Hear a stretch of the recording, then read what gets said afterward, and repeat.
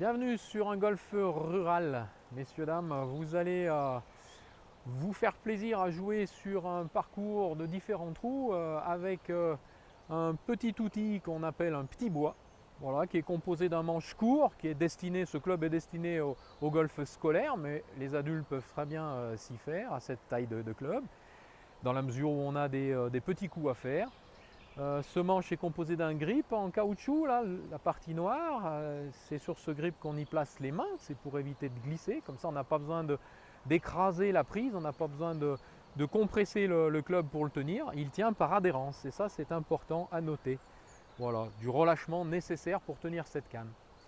Et puis vous avez au bout là ici une partie beaucoup plus lourde. Tout le poids est ici en tête, on appelle ça la tête du club, pardon. Et vous avez sous cette tête une grosse semelle, très large en fait, qui est faite pour être positionnée bien à plat sur le sol et qui est en fait une facilité de placement de l'outil. Cette semelle doit être placée bien à plat sur le sol pour pouvoir garantir un bon contact. Et puis on peut voir, quand le club est bien à plat sur le sol, une ouverture de la face de club qui est juste devant ici, avec des petites rainures.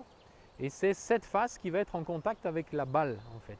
Cette face est ouverte, dans ce cas-là, à 30 degrés d'ouverture.